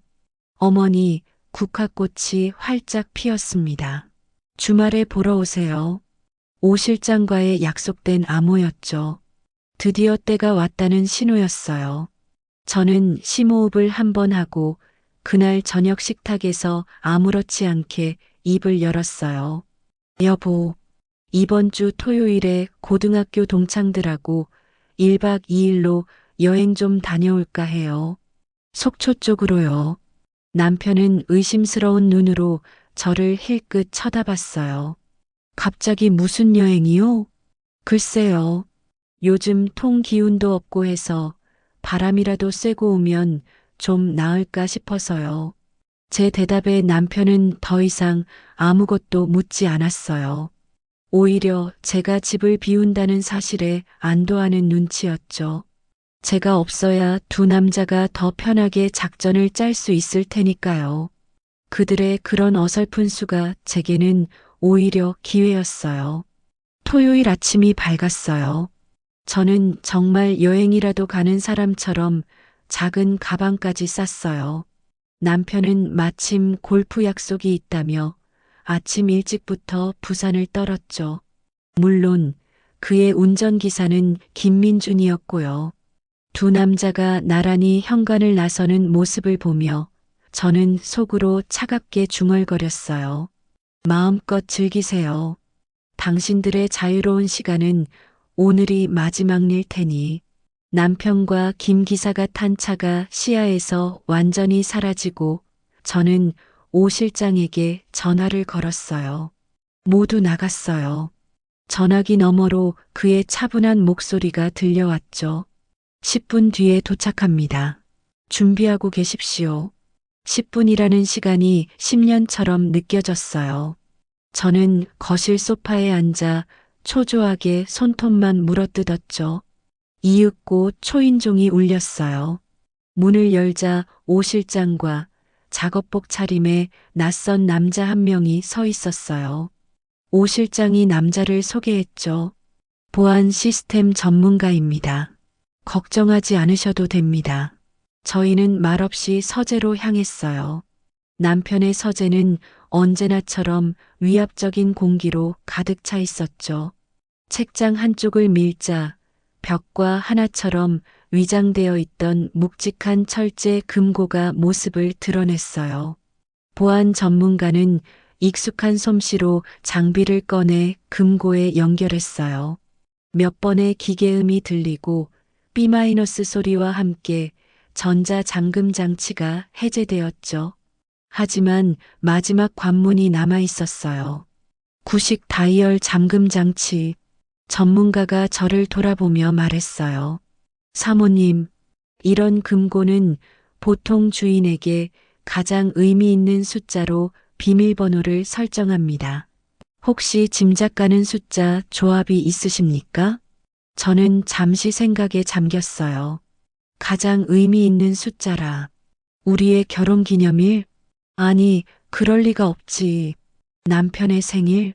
아들 녀석의 생일? 몇 가지 숫자를 말했지만 다이얼은 미동도 하지 않았어요. 그 순간 씁쓸한 미소가 제 입가에 번졌죠. 우리 가족의 역사가 담긴 그 어떤 숫자도 저 금고를 열 수는 없었던 거예요. 바로 그때 제 뇌리를 스치고 지나가는 숫자가 있었어요. 남편이 술에 취하면 잠꼬대처럼 중얼거리던 숫자. 자신이 맨주먹으로 회사를 세운 창립 기념일이었죠. 1980년 10월 26일.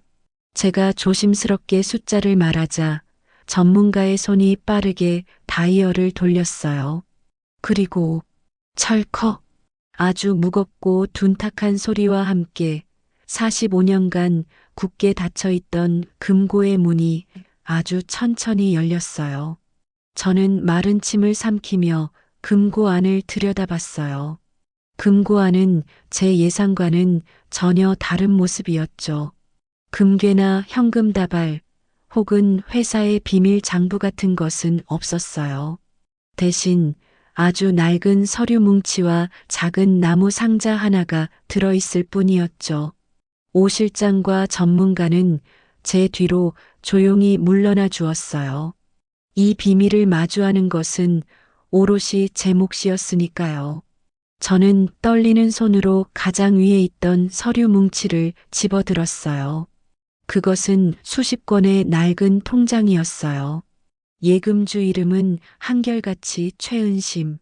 저는 그중 가장 오래된 통장을 펼쳐보았어요. 개설 날짜는 1981년. 김민준이 태어난 바로 이듬해였죠. 그리고 그 통장에는 그날 이후로 매달 단 한 달도 거르지 않고 꼬박꼬박 돈이 입금된 기록이 찍혀 있었어요. 처음에는 몇십만 원으로 시작된 돈이 세월이 흐르면서 몇백만 원 단위로 늘어나 있었죠. 그 돈은 4년 전 최은심이 사망한 달에 입금된 것을 마지막으로 멈춰 있었어요. 이건 단순한 하룻밤의 실수가 아니었어요. 40년이 넘는 세월 동안 제 남편은 또 다른 가정을, 자신의 아이를 경제적으로 부양하고 있었던 거예요. 저는 손에 든 통장을 바닥에 떨어뜨렸어요. 다리에 힘이 풀려 그 자리에 주저앉을 뻔했죠. 하지만 이게 끝이 아니었어요. 저는 비틀거리며 일어나 금고 안에 있던 작은 나무 상자를 꺼냈어요. 먼지가 뽀얗게 쌓인 뚜껑을 열자 그 안에는 제 가슴을 산산조각 내는 것들이 들어 있었죠. 김민준의 어릴 적 사진들이었어요. 백일 사진, 돌 사진, 유치원 입학식 사진, 초등학교 운동회 때 찍은 사진까지. 사진 속 어린 민준이는 젊은 시절의 남편을 놀랍도록 닮아 있었어요. 내 남편은 내 아이들이 자라는 모습을 바로 옆에서 지켜보는 동안 또 다른 아들이 자라는 모습을 이 작은 사진들을 통해 훔쳐보고 있었던 거예요. 숨겨둔 또 다른 앨범을 그는 이 차가운 금고 속에 40년 동안이나 간직하고 있었던 거죠. 저는 더 이상 눈물을 참을 수 없었어요. 소리 없는 오열이 터져 나왔죠. 내 인생이 통째로 부정당하는 기분이었어요. 내 모든 사랑과 헌신이 이 끔찍한 비밀 앞에서 한낱 가짜처럼 느껴졌어요. 한참을 울었을까 상자 맨 밑바닥에서 낡은 리본으로 묶인 편지 한 뭉치를 발견했어요. 수십 통은 되어 보이는 편지였죠. 봉투에는 받는 사람 주소도 우표도 붙어 있지 않았어요. 대신 모든 봉투에는 단 한 줄, 내 아들 민준에게라고만 쓰여 있었죠.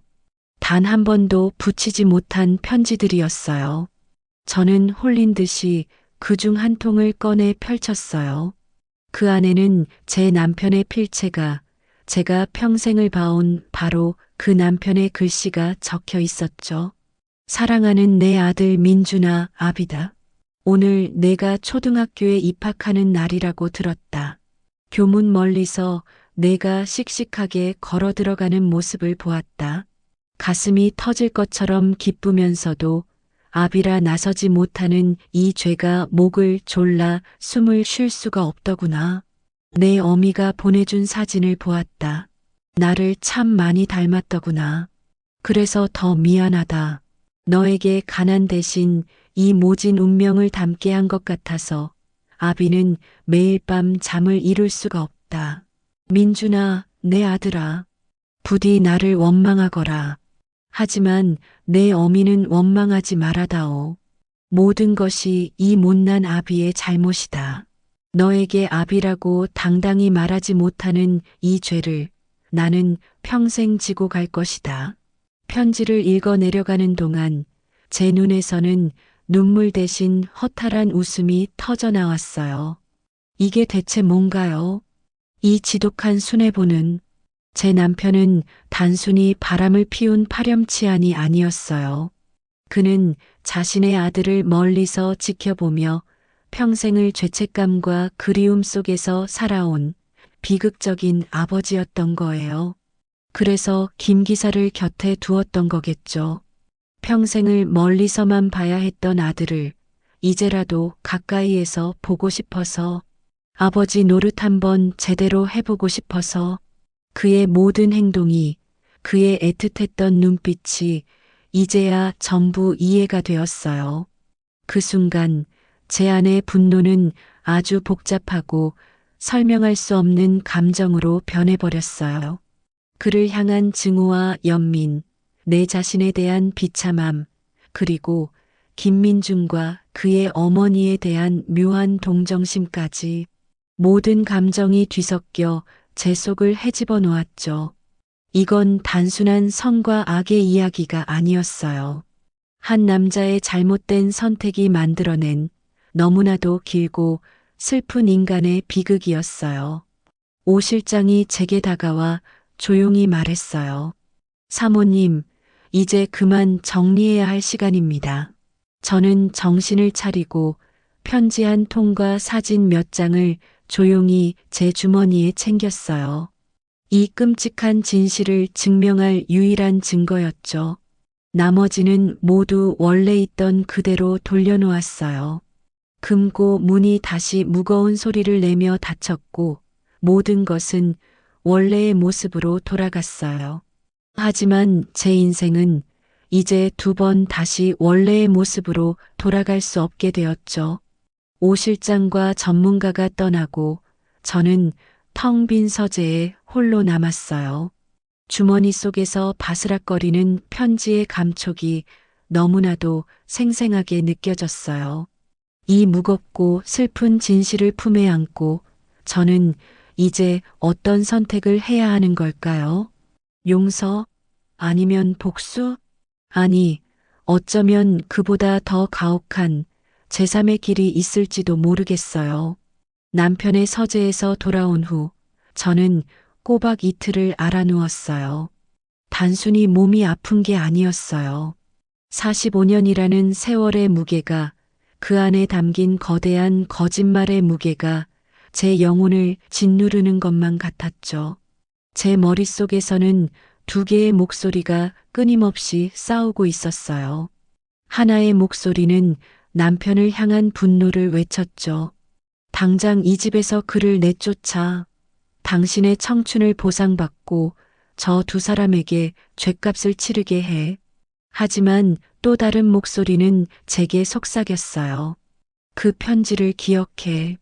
아들을 그리워하며 평생을 죄책감 속에서 살아온 한 남자의 슬픔을, 그리고 아버지의 얼굴 한번 보겠다는 일념으로 살아온 저 아들의 기구한 운명을. 저는 혼란스러웠어요. 이건 드라마에나 나오는 돈을 노린 파렴치한 불륜남과 사생아의 이야기가 아니었어요. 훨씬 더 복잡하고 슬프고 지독한 사람의 이야기였죠. 남편은 제게 끔찍한 가해자였지만 동시에 자기 아들에게는 세상에서 가장 비겁하고 불쌍한 아버지였어요. 김민주는 제 가정을 파괴하러 온 침입자처럼 보였지만 어쩌면 그 역시 이 비극의 가장 큰 피해자일지도 몰랐고요. 이틀째 되던 날 저녁, 저는 자리에서 일어났어요. 죽이든 밥이든 결론을 내려면 마지막 한 사람의 이야기를 더 들어봐야 했어요. 남편의 입을 통해서는 영원히 진실을 들을 수 없을 테니 이제 남은 사람은 김민준, 그 아이뿐이었죠. 마침 그날 남편은 회사 임원들과 저녁 약속이 있다며 늦는다고 했어요. 제게는 다시 없을 기회였죠. 남편이 나가고 1시간쯤 지났을까 김 기사가 운전을 마치고 집으로 돌아왔어요. 그는 차고 옆에 딸린 자신의 작은 숙소로 향하고 있었죠. 저는 일부러 정원에서 서성이다가 그를 불러 세웠어요. 김 기사. 저를 발견한 그의 얼굴에 당혹감이 스쳐 지나갔어요. 그는 마치 죄인처럼 고개를 푹 숙인 채 제게 다가왔죠. 네, 사모님. 부르셨습니까? 나랑 얘기 좀 해요. 조용한 데 가서. 제 목소리는 낮고 차분했어요. 하지만 그 안의 무게감을 그도 느꼈을 거예요. 그의 어깨가 움찔하고 떨리는 것이 보였거든요. 그는 아무런 저항도 하지 못하고 제 말에 따랐어요. 제가 운전대를 잡았죠. 우리는 차를 몰아 집 근처의 오래된 공원으로 향했어요. 가로등 불빛만 드문드문 비추는 인적 끊긴 가을밤의 공원이었죠. 우리는 공원 가장 구석에 있는 벤치에 나란히 앉았어요. 한참 동안 아무 말도 오가지 않았죠. 차가운 밤 공기가 우리 사이를 칼날처럼 스쳐 지나갔어요. 침묵을 먼저 깬 것은 저였어요. 저는 주머니에서 낡은 사진 한 장과 남편의 편지 한 통을 꺼내 그의 옆에 가만히 내려놓았어요. 그는 처음에는 그게 뭔지 몰라 어리둥절한 표정을 짓다가 이내 가로등 불빛에 비친 사진 속 얼굴을 알아보고는 숨을 헙 하고 들이마셨어요. 어머니, 그의 입에서 나온 낮은 탄식이었죠. 그는 떨리는 손으로 사진을 집어들었어요. 그리고 이내 옆에 놓인 편지 봉투에 쓰인 내 아들 민준에게라는 글씨를 발견했죠. 그의 눈동자가 지진이라도 난 것처럼 흔들렸어요. 그는 고개를 들어 저를 바라봤어요. 그의 눈에는 수만 가지 감정이 담겨 있었죠. 두려움, 놀라움, 그리고 아주 깊은 슬픔. 제가 먼저 물었어요. 무엇을 원해서 이 집에 들어왔어요? 목적이 뭐예요? 돈이에요? 아니면 당신 어머니를 위한 복수인가요? 제 질문에 그는 한참 동안 아무 대답도 하지 못했어요. 그저 고개를 숙인 채 자신의 손만 내려다보고 있었죠. 그의 어깨가 가늘게 떨리고 있었어요. 한참 만에 아주 긴 침묵 끝에 그가 입을 열었어요. 그의 목소리는 물기에 젖어 심하게 잠겨 있었죠. 둘 다 아닙니다. 그는 그렇게 말하고는 자신의 길고 길었던 이야기를 아주 천천히 어렵게 꺼내놓기 시작했어요. 저는 평생 아버지가 없는 아이로 살았습니다. 제가 자란 강원도 산골 마을은 아주 좁고 모든 사람들이 서로를 아는 곳이었죠. 동네 아이들은 저를 애비 없는 자식이라고 놀려댔고 어른들은 제 등 뒤에서 수군거리며 저를 불쌍한 눈으로 쳐다봤습니다. 어머니는 단 한 번도 제게 아버지에 대해 말씀해 주신 적이 없습니다. 제가 철없이 아버지는 어디 있냐고 물을 때마다 어머니는 그저 하늘만 쳐다보며 눈물을 삼키셨죠. 저는 어머니를 지키기 위해 일찍 철이 들어야 했습니다. 더 꿋꿋해져야 했고 더 강해져야 했죠. 그의 목소리를 들으며 저는 작은 산골 마을에서 홀어머니와 단둘이 살아가는 어린 소년의 모습을 그리고 있었어요. 아버지의 부재가 얼마나 큰 상처였을지 저는 감히 짐작할 수조차 없었죠. 어머니는 시장에서 작은 식당을 하시며 저를 키우셨습니다. 단 한순간도 편하게 쉬는 날이 없으셨죠. 그런데 이상한 점이 있었습니다. 저희 집은 가난했지만 단 한 번도 돈 때문에 곤란을 겪은 적은 없었습니다. 제가 대학에 갈 때도 어머니는 걱정 말라며 선뜻 등록금을 내주셨죠. 저는 그때까지만 해도 어머니가 식당 일로 돈을 많이 버시는 줄로만 알았습니다. 바보같이 그는 자조적인 웃음을 지었어요. 어머니는 몇 년 전부터 몸이 안 좋아지시더니 결국 병상에 눕게 되셨습니다. 돌아가시기 며칠 전 저를 머리맡으로 부르시더군요. 그리고 제게 모든 것을 털어놓으셨습니다. 평생을 가슴에 묻고 살아온 비밀을요. 그는 잠시 말을 멈추고 숨을 골랐어요. 밤하늘에는 별이 총총히 떠 있었죠. 어머니는 젊은 시절 서울의 아주 부잣집에서 일했다고 하셨습니다. 그리고 그 집의 젊은 주인을 사랑했다고 하셨습니다. 그 남자는 부인이 있는 사람이었지만 어머니는 그를 진심으로 사랑했고 그 역시 어머니를 아껴주었다고 했습니다. 어머니는 그 사랑의 증표로 저를 가졌지만 결국 그분 곁을 떠나 고향으로 돌아올 수밖에 없었다고 하셨습니다. 그분의 앞날을 망칠 수 없어서요. 어머니는 평생 그분을 단 한 번도 원망하지 않았다고 했습니다. 오히려 그분 덕분에 저라는 세상 가장 큰 선물을 얻었다고 늘 감사하며 살았다고 하셨죠. 그리고 그분 역시 단 한 번도 저희를 잊은 적이 없다고 했습니다. 매달 조용히 저희를 위한 생활비를 보내주었고 그 덕분에 저희가 이만큼이라도 살 수 있었던 거라고요. 그의 이야기를 듣는 내내 저는 아무 말도 할 수 없었어요. 이것은 제가 상상했던 주인을 유혹한 어린 가정부의 이야기가 아니었어요. 이루어질 수 없는 사람을 사랑하고 그 사랑의 결실을 평생 혼자 지켜낸 한 여자의 슬픈 사랑 이야기였던 거죠. 어머니는 제 손을 잡고 마지막 부탁을 하셨습니다. 민준아, 나는 평생 그 사람을 원망도 했지만 그래도 단 한 번이라도 좋으니 그 사람 얼굴, 이제는 나이가 들어 편안해졌을 그 얼굴을 보고 싶구나.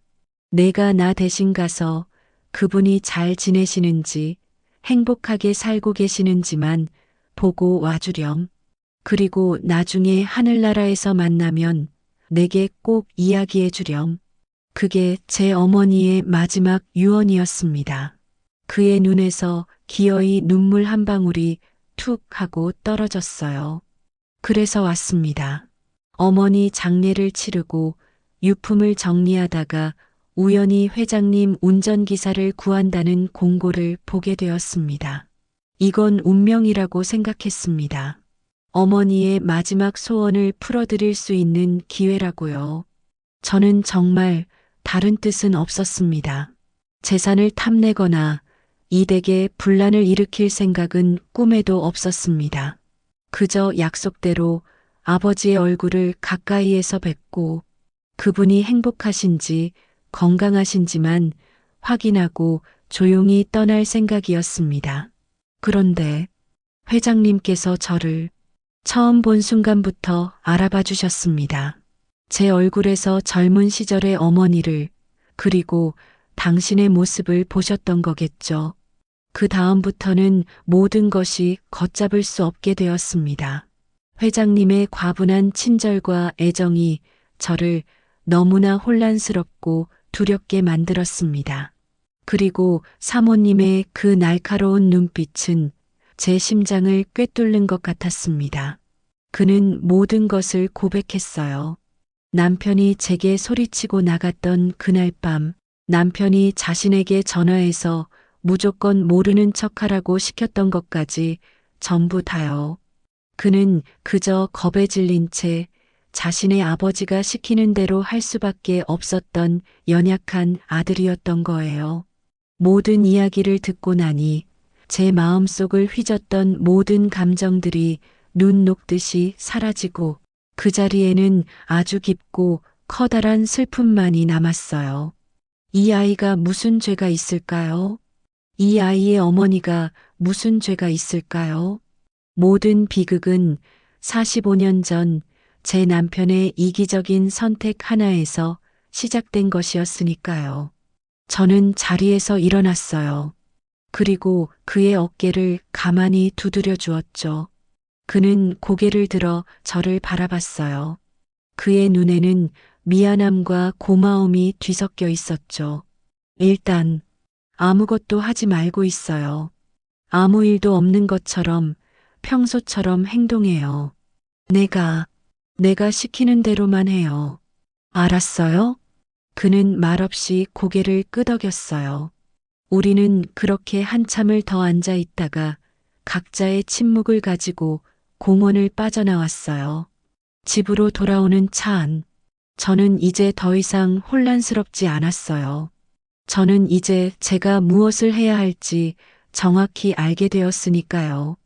이 지독한 비극의 사슬을 끊어낼 사람은 상처받은 아내도 죄지은 남편도 기구한 아들도 아닌 오직 이 모든 진실을 알게 된 나, 이순분, 단 한 사람뿐이라는 것을요. 이제 이 연극의 감독은 제가 될 겁니다. 김민준, 아니 제 남편의 또 다른 아들인 그 아이와 공원에서 헤어져 집으로 돌아온 밤, 저는 처음으로 깊은 잠을 잤어요. 더 이상 악몽을 꾸지도 뒤척이지도 않았죠. 마음속을 가득 채웠던 의심과 분노, 배신감의 안개가 걷히고 나니 오히려 정신이 맑아지는 기분이었어요. 모든 것을 알게 된 자의 평온함이랄까요? 다음 날 아침, 저는 아무 일도 없었다는 듯이 남편의 아침상을 차렸어요. 남편은 여전히 제 눈치를 살피며 굳은 얼굴로 밥을 먹었죠. 그는 아마 제가 모든 것을 포기했거나 혹은 충격으로 실어증이라도 걸렸다고 생각했을지도 몰라요. 하지만 저는 속으로 생각했죠. 마음껏 드세요, 여보. 당신이 이 집에서 왕으로 군림하며 아침 밥상을 받는 것도 이제 얼마 남지 않았으니 저는 며칠 동안 제 방에 틀어박혀 오직 생각만 했어요. 앞으로 내가 무엇을 해야 하는가? 이 지독한 현실을 어떻게 정리해야 하는가? 첫 번째 선택지는 복수였어요. 당장 변호사를 찾아가 이혼 소송을 거는 거죠. 남편의 금고에서 가져온 편지와 사진, 그리고 최은심에게 수십 년간 돈을 보낸 통장 내역. 증거는 차고 넘쳤어요. 소송이 시작되면 남편이 평생을 바쳐 쌓아 올린 명성과 사회적 지위는 하루아침에 무너져 내릴 거예요. 언론은 존경받는 기업가의 추악한 이중생활이라며 떠들어댈 테고 제 자식들은 불륜남의 자식이라는 손가락질을 받게 되겠죠. 저는 위자료로 막대한 재산을 받아낼 수 있을 거고요. 상상만 해도 통쾌했어요. 하지만 그 끝에는 무엇이 남을까요? 상처뿐인 승리, 모두가 파멸하는 진흙탕 싸움일 뿐이었어요. 무엇보다 제 아이들과 손주들이 받을 상처를 저는 감당할 자신이 없었어요. 두 번째 선택지는 용서 혹은 체념이었어요. 모든 것을 가슴에 묻는 거죠. 남편의 죄를, 김민준의 존재를 모르는 척 평생을 연기하며 사는 거예요. 이 집의 안주인으로, 아이들의 어머니로 남은 생을 그저 조용히 마무리하는 거죠. 많은 아내들이 그렇게 살아가니까요. 하지만 그 생각만 하면 숨이 턱 막혔어요. 그건 용서가 아니라 제 자신을 기만하는 행위였어요. 내 인생을, 내 존재를 스스로 지워버리는 것과 다름없었죠. 그렇게 사느니 차라리 죽는 게 낫다고 생각했어요. 복수도 용서도 아닌 다른 길, 제3의 길이 필요했어요. 그 누구도 파멸시키지 않으면서 동시에 제 자신을 지키고 이 끔찍한 비극에 대한 가장 완벽한 마침표를 찍을 수 있는 방법. 며칠을 고민한 끝에 저는 아주 위험하고 대담한 계획 하나를 세웠어요. 그리고 그 계획을 실행하기 위해서는 저 혼자만의 힘으로는 부족했죠. 저는 다시 오 실장에게 전화를 걸었어요. 이번에는 부탁이 아니었어요. 거래를 제안했죠. 오 실장님, 저 좀 도와주셔야겠어요. 이번 일이 성공하면 앞으로 평생 먹고 살 걱정은 안 하시게 해드릴게요. 제 목소리에 담긴 확신을 읽었는지 그는 군말 없이 제 제안을 받아들였어요. 저는 그에게 제가 아는 변호사 말고 이 바닥에서 가장 냉철하고 가장 비싸고 가장 창의적인 변호사 한 명을 소개해 달라고 했어요. 이혼 전문 변호사가 아닌 기업의 상속이나 유산 분쟁을 전문으로 하는 사람으로요. 며칠 뒤 저는 오 실장이 소개해준 법무법인 사무실을 찾아갔어요. 저를 맞이한 사람은 차혜원이라는 이름의 40대 여성 변호사였죠. 그녀는 군더더기 없는 정장 차림에 얼음처럼 차가운 눈빛을 하고 있었어요. 사모님, 용건만 간단히 듣겠습니다. 시간이 별로 없습니다. 저는 그녀의 책상 맞은편에 앉아 제가 가진 모든 것을 꺼내놓았어요. 45년의 이야기, 사진과 편지, 그리고 남편의 금고에서 본 것들까지 제 이야기가 길어지는 동안 그녀는 단 한 번도 표정 변화 없이 제 말을 들었어요. 모든 이야기를 마친 그녀가 제게 물었죠.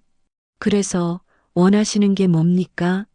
이혼 소송을 통해 재산 분할을 원하시는 겁니까? 회장님 재산 규모를 볼 때 아마 역대 최대 규모의 위자료 소송이 될 겁니다. 저는 고개를 저었어요. 아니요. 저는 이혼을 원하지 않아요. 돈도 필요 없고요. 그녀의 눈이 처음으로 흥미롭다는 듯이 빛났어요. 그럼 뭘 원하십니까? 저는 이기고 싶어요. 제 남편의 인생 전체를 걸고 하는 이 게임에서 가장 완벽한 방법으로요. 그리고 제 계획을 그녀에게 설명하기 시작했어요. 제 이야기를 다 들은 차 변호사는 한참 동안 말이 없었어요. 그러더니 이내 아주 희미한 미소를 지으며 말했더군요. 사모님, 제가 맡았던 그 어떤 상속 분쟁 사건보다 훨씬 더 흥미롭군요. 아주 마음에 듭니다. 그녀는 제 편이 되어주기로 했어요. 그날부터 우리는 전쟁을 준비하는 장수들처럼 밤낮으로 머리를 맞대고 서류를 준비하고 전략을 짰어요. 그리고 마침내 결전의 날이 밝았죠. 일요일 오후 저는 남편을 서재로 불렀어요. 얼마 전 제가 그에게 치욕을 당했던 바로 그 장소였죠. 남편은 마지못해 서재로 들어왔어요. 무슨 할 말이 또 남았냐는 듯 짜증 섞인 얼굴이었죠. 저는 그를 평소 그가 앉던 회장님 의자가 아닌 손님용 소파에 앉혔어요. 그리고 저는 그의 의자에 앉았죠. 그는 제 행동에 불쾌한 표정을 지었지만 아무 말도 하지 않았어요. 이미 이 공간의 주도권이 제게 넘어왔다는 것을 본능적으로 느꼈을 거예요. 저는 책상 위에 2개의 서류 봉투를 올려놓았어요. 자, 이제 당신이 선택할 시간이에요. 남편은 의심스러운 눈으로 봉투를 쳐다봤어요. 저는 첫 번째 봉투를 열어 그에게 서류를 내밀었어요. 그건 차 변호사가 작성한 유언장이었죠. 당신 유언장을 새로 쓸 거예요. 지금 당장 내 앞에서. 뭐? 당신 미쳤어. 그는 벌떡 일어나려 했지만 제가 나지막이 말했어요. 일단 앉아서 내용부터 들어봐요. 아직 내 이야기는 시작도 안 했으니까. 제 목소리에는 그가 평생 들어본 적 없는 힘이 실려 있었어요. 그는 마지못해 자리에 다시 앉았죠. 당신이 죽으면 당신 명의의 모든 개인 재산과 회사 지분 51%는 사회에 환원될 거예요. 당신과 그리고 당신의 첫 번째 아들인 김민준 씨의 공동 명의로 설립될 재단을 통해서요. 재단의 이름은 은심재단. 최은심 그분의 이름을 따서 만들 거예요.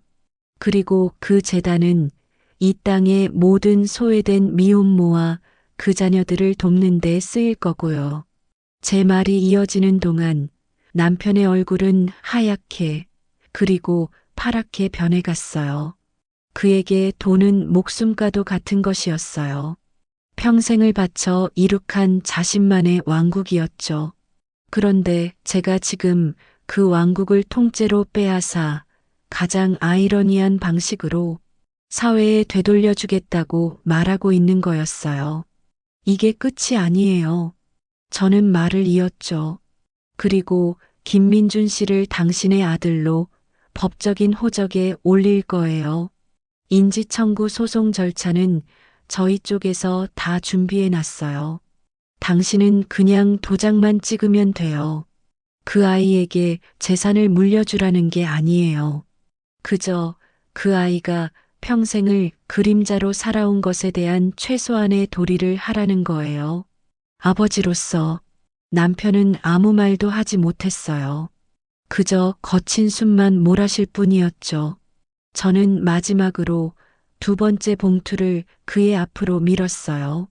만약 당신이 이 2가지 제안을 받아들이고 변호사 입회하에 모든 것을 공증까지 마친다면 저는 오늘 있었던 모든 일을 당신의 45년의 비밀을 평생 무덤까지 가져갈 거예요. 당신의 명예, 우리 아이들의 아버지를 제 손으로 지켜주겠어요. 하지만 만약 당신이 거절한다면 이 두 번째 봉투가 내일 아침 법원과 모든 언론사에 보내질 겁니다.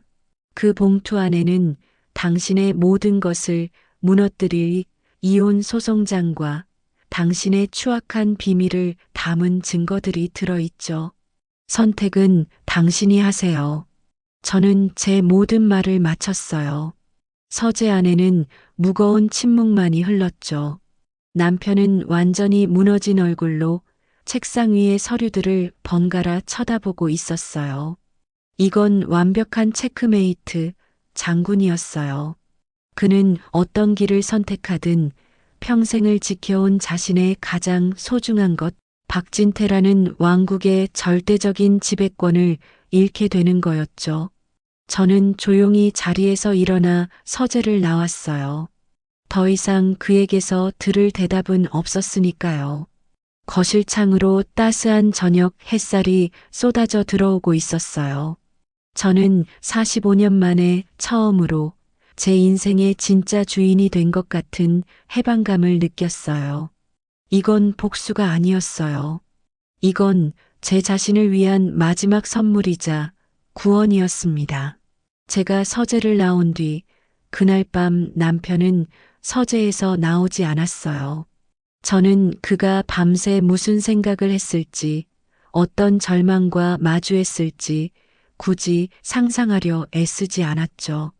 그가 겪어야 할 당연한 고통의 시간이었으니까요. 다음 날 아침 식탁에 마주 앉은 남편은 하룻밤 사이의 10년은 늙어버린 모습이었어요. 평생 꼿꼿했던 허리는 구부정해졌고 호랑이 같던 눈빛은 제가 되어버린 불씨처럼 힘을 잃었죠. 그는 밥을 한 술도 뜨지 못하고 한참을 앉아있다 제게 말했어요. 그의 목소리는 마른 나뭇가지가 부러지는 것처럼 힘없이 갈라져 나왔죠. 변호사, 부르시오. 그 한마디가 그의 항복 선언이었어요. 더 이상의 저항도 분노도 변명도 없었죠. 자신이 쌓아 올린 성이 무너져 내렸음을 인정한 패배자의 마지막 목소리. 저는 말없이 고개를 끄덕였어요. 며칠 뒤 우리 집 서재에는 이전과는 전혀 다른 풍경이 펼쳐졌어요. 차가운 눈빛의 차혜원 변호사와 법무법인에서 나온 공증인이 서류를 앞에 둔 채 앉아 있었죠. 그리고 그들 앞에는 저와 남편 그리고 며칠 사이에 얼굴이 반쪽이 된 김민준이 굳은 얼굴로 앉아 있었어요. 차 변호사가 기계처럼 냉정한 목소리로 서류의 내용을 하나하나 읽어 내려갔어요. 유언장에 관한 내용, 재단 설립에 관한 조항, 그리고 친생자 인지에 관한 법적 절차까지. 서재 안의 공기는 무겁게 가라앉아 있었죠. 모든 설명이 끝나고 서명의 시간이 왔어요. 남편은 떨리는 손으로 펜을 쥐었어요. 자신의 평생이 담긴 회사 지분과 재산을 사회에 환원한다는 서류 위에 그는 아주 천천히 자신의 이름을 적어 내려갔어요. 마치 자기 자신의 묘비명이라도 쓰는 사람처럼요. 다음은 김민준의 차례였어요. 그는 이게 대체 무슨 상황인지 이해할 수 없다는 얼굴로 얼떨결에 서류 몇 장에 사인을 했죠. 그가 펜을 내려놓는 순간 그는 법적으로 더 이상 애비 없는 자식이 아닌 박진태 회장의 아들 박민준이 되었어요. 모든 절차가 끝나고 변호사와 공증인이 돌아갔어요. 서재에는 다시 우리 세 사람만 남았죠. 어색하다 못해 기괴하기까지 한 침묵이 흘렀어요. 한 사람은 모든 것을 잃었고 한 사람은 졸지의 아버지를 얻었으며 또 한 사람은 이 모든 것을 조종했죠. 우리는 이제 세상에서 가장 이상한 형태의 가족이 되어버린 거예요. 그 침묵을 깬 것은 저였어요. 저는 자리에서 일어나 두 남자에게 말했죠. 식사합시다. 주방에 밥 차려두었으니. 그리고 민준 씨. 아니, 이제는 민준이라고 불러야겠구나.